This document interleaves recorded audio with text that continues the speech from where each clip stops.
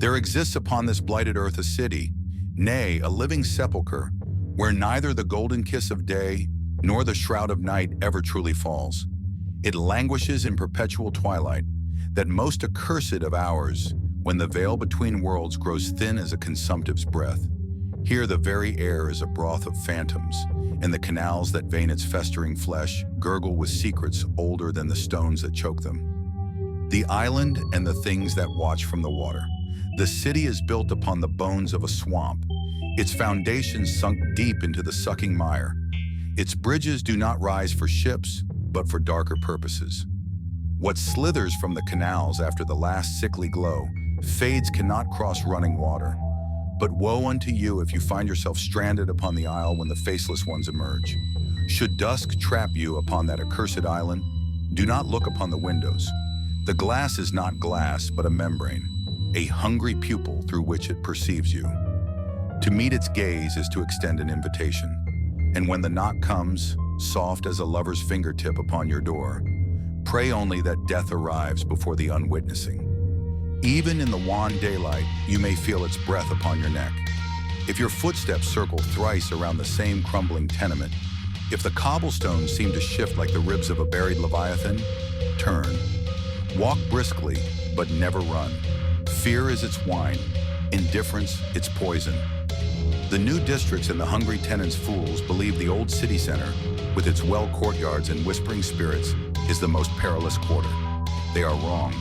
The true horrors lurk in the raw, concrete wounds of the new districts, where the swamp things, dispossessed, furious, have learned to wear human skin. You ask why the trash chutes are welded shut? Rats? Rats are but the first course. What slithers there now has grown fat on vermin and hungers for meat that walks upright. They come as couriers, as neighbors, as the shadow that lingers too long at your threshold. They knock twice, never thrice. To admit them is to sign your lease in blood. And that infernal drilling in the walls? Not renovation, no. It is the sound of the earth itself gnawing at the foundations. The subway and the sleeping Leviathan. The subway tunnels weep. The water that oozes from their cracks is not water, but the sweat of the barrier between worlds. Avoid the damp patches. Something sluices through them. Something that delights in the shrieks of the last train's passengers. The buckets. Oh, the buckets. Hundreds stand in the secret house's belly, each brimming with liquid darkness. To spill one is to unstop the ear of the abyss.